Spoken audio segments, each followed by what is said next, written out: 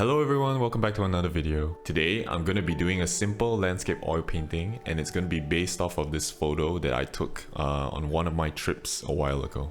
I'm going to try to keep this video short and simple, so let's get right into it. Today we're going to be working on this 8x10 canvas. I did a couple of quick value studies right before I begin the painting. I've begun to realize just how important this little step is for mapping out and planning your painting. The one I did up top is kinda decent, but I still feel like things needed to be simplified a bit more, so the second one has fewer overall shapes. I usually use my iPad to show the reference photo, but this time I'm going to be using my phone, at least for the beginning sketching part of the painting. I feel like the smaller screen helps me see the overall big picture of the composition, and I'm also less likely to get tempted to adding too much detail in the beginning.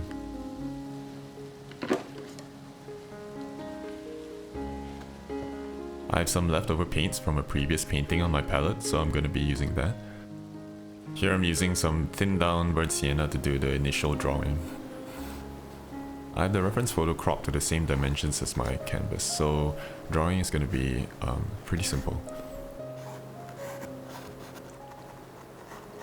Usually what I try to do is just to outline the basic shadow shapes with my drawing. And to keep things simple, I try to use straight lines or just basic curves, nothing too organic or squiggly.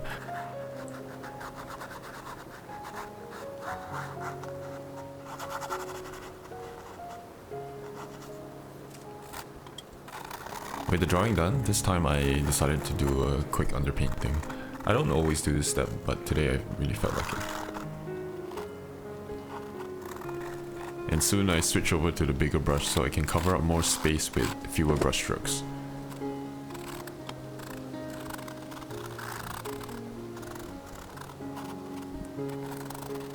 For the midtones, I thin down the paint even further by adding more thinner.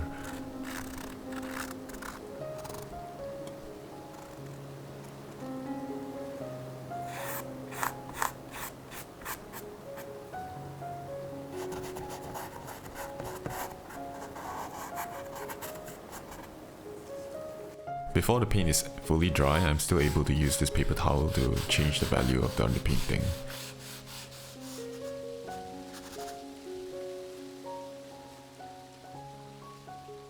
And now that's done, we can start the painting.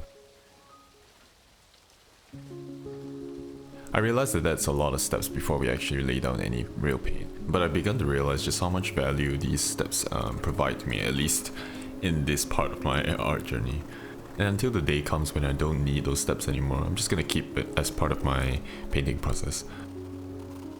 I start to block in with the deepest shadows first, and that's pretty much everything in the foreground that's not the water.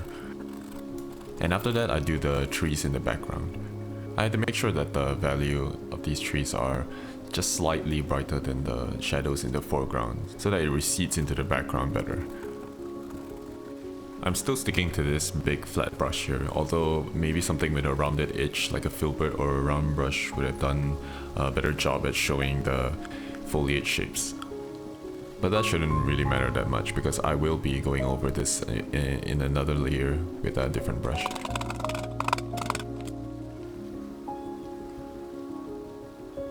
I'm blocking in everything from dark to light, so now we're doing the midtones, which is this very muted brown color. The goal right now is very much to just cover up all the white spots on the canvas.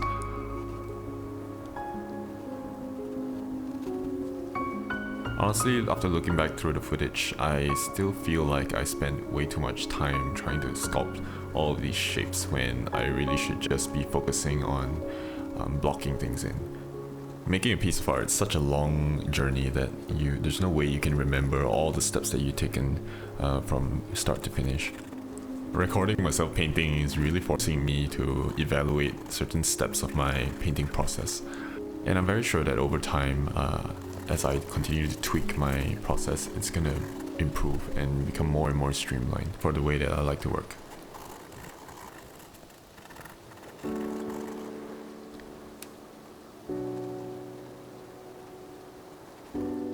With the midtones blocked in, we're just left with the light areas now.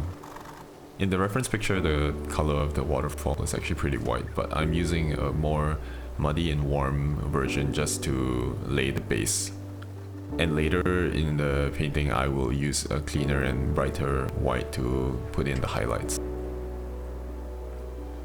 I kept my brush pretty loaded when I was painting these textured areas. The texture is gonna catch the light, and this helps the painting kind of stand out and look a little bit more 3D.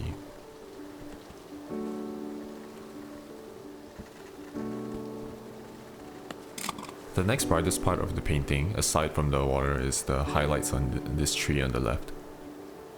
The highlights in my photo are very blown out and they look almost white in color, but I decided to use a very saturated yellow instead to keep the painting looking more colorful.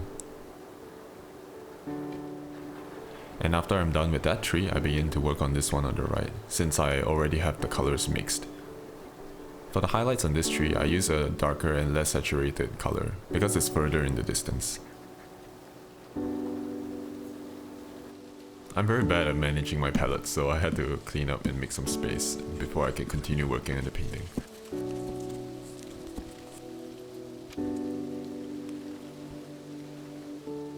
At this point, we're done with the block-in, and I'm using this smaller brush to work on smaller shapes. So far, my priority has been to fill in the blanks and just paint all the shapes that I see instead of painting what I know. And since I've been working very quickly, a lot of parts are just not very accurate. And here is where I find a lot of value in just stepping back and trying to see the entire painting as a whole. And now a lot of the work that I'm doing is an attempt to just pull all of these shapes together so that they work as one cohesive image. And as I said earlier, I saved my whitest whites for the waterfall.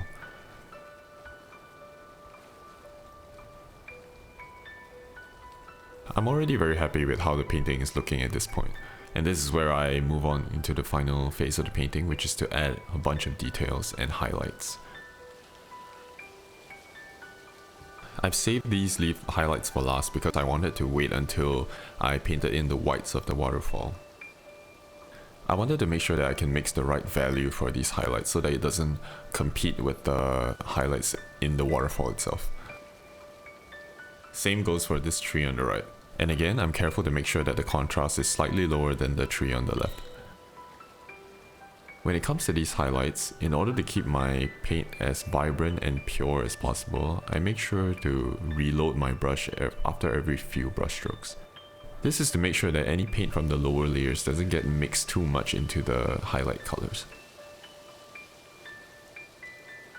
There's also this secondary waterfall that's way back here in the shadows. I'm putting in some highlights for it, but I'm using a white that's much cooler than the white that's in the foreground. I mixed a little bit of blue to give it this cool hue.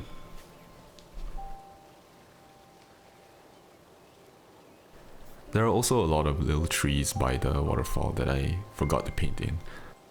I'm not compelled to make them look very detailed, I'm just trying to suggest their presence. But when I say that I'm not trying to be detailed, it doesn't mean that I'm careless with it.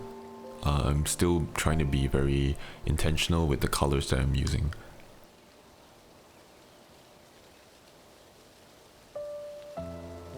But for these tree stems that are in the foreground, I put in a little bit more care and give them some shadows and highlights too.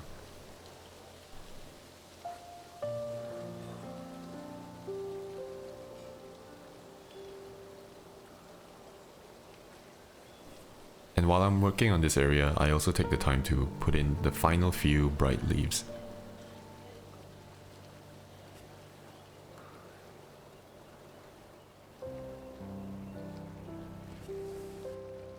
So let me know what you think about this painting. If you liked it and would like to see more, like and subscribe. And as always, thanks for watching. I'll see you in the next video. Bye bye.